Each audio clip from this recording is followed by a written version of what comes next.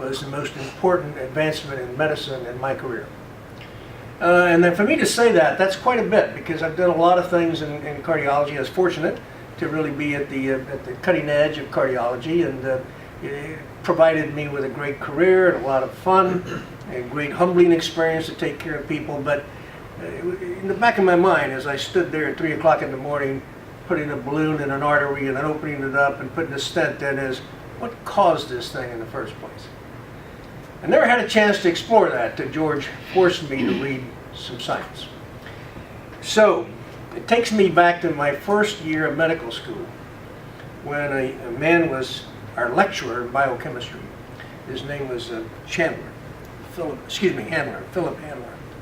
And Dr. Handler was a Nobel laureate nominee, and he was just a brilliant biochemist. But he was also one of the most remarkable speakers I'd ever heard in my life. And frankly, about 3 minutes into his lecture, I put down my pencil and just listened. Continuity, the thoughts, the process, and the explanation of science was amazing. Years later, I'm hearing someone on a YouTube and in person talk about Protandim and oxidative stress, and that's Dr. Joel McCord. And Dr. Joel McCord also trained at Duke, where Dr. Handler was and where I went to medical school. And so he trained with Dr. Handler, so he was of that ilk and that silk. And he's a brilliant speaker as well. Not quite as melodious as Dr. Handler, but he's really very good. If you haven't listened to his YouTube, you should, because he's very articulate and very good. So that brings me to where I am today. I'm a cardiologist, a physician, and my avocation, my whole passion has been to take care of people. And so if that's what I want to do, then what can I do that can help everybody? And that is to understand the very genesis and beginning of every disease. So if you were to take a look at a cell and its nucleus, let's label them so you'll remember them. Here's the nucleus. The nucleus is the command center of the cell. It gives out the orders about what the cell is going to be doing today, what products it's going to be making in its machineries, what are the mitochondria going to be doing. There's the mitochondria. What are the mitochondria? Mitochondria are the engines that create the energy. The energy is called ATP. Dr. Handler used that word for the first time with me in 1963. Didn't know what he was talking about at the time, but by God, I do today. So the nucleus sends out the command and says we need to make some carbohydrates today, or we need to make this protein, or that gene, or that chromosome, and that's what happens. How does that happen? That's the discovery, how it all happens. When you and I are born, we have, I'm going to use this as a quantitative number, we have that many antioxidants and this many free radicals. You get the free radicals and the antioxidants from mom, because you have her blood that comes to you through the umbilical cord. And this is wonderful because now you're being nourished. And as we come into life, into the world, we start breathing on our own. So we're not only now on our own from that point of view, but we are creating our own energy source in terms of bringing in oxygen. And when we bring in oxygen, we create energy. And I tell you where the energy was created: mitochondria. So we bring in oxygen with our food substances, take it to the mitochondria, which are little energy factories, and we make energy, but we also make free radicals. So we end up, when we're 30, 35 or so, with this many antioxidants and this many free radicals. That's called oxidative stress. The excess production of free radicals over your ability to neutralize them with antioxidants. So now I've covered the words that are used in some of the videos you've seen, but how does that all happen? It happens because this command center works in conjunction with a protein that sits in our cell. That's, for lack of not getting too technical, I'll call it Nrf2. And that's what you'll see on the bottle. Nrf2. It's a protein that's anchored there and it's kind of watching what's going on in the cell, and it is communicating with the nucleus, command center. But when it's anchored, it doesn't have the ability to send it immediate messages. So what does Protandim do?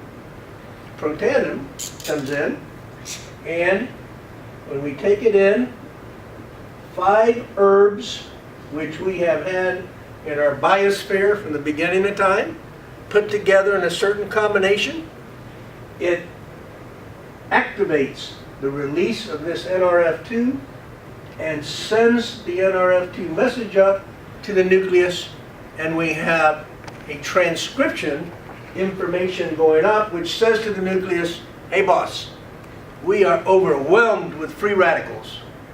We've got to do something about this. Our engines have been busy making more and more proteins to combat the free radicals. What's that called? Inflammation. So when you have free radicals, you get a response from the body called inflammation. And that is the reaction that is uniformly going to occur when you have that free radical not neutralized. Why? Because that free radical, when it doesn't get neutralized, attaches any place it wants to.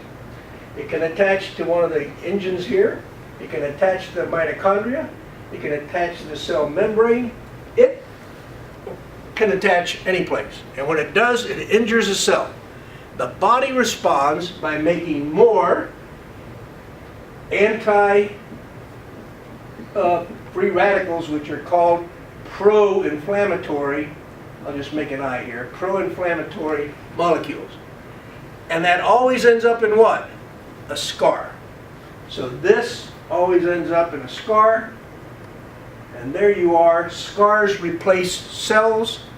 Too many cells replace organs. That's disease. This is the beginning of all disease. So this is the beauty of what's been discovered. The mechanism by which we can cut back on this process of getting too many free radicals and too little antioxidants. When Protandim is given, Nrf2 sends a message to the nucleus, and we start making life-saving enzymes, and we turn our machinery back to making antioxidants, and we make millions per second. There is nothing we can take in by mouth that will do that. Nothing can replace the beauty of our own cells creating their own antioxidants. So powerful.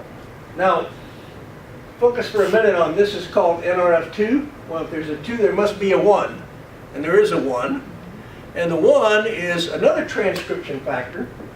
And that factor, Nrf1, is a very interesting compound of herbs that activates the mitochondria.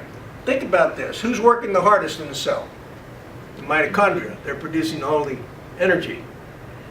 Who gets damaged? Just because it's working. Just like your car engine, mitochondria. So when you give Nrf1, it upregulates the repair of the mitochondria and increases the number of mitochondria.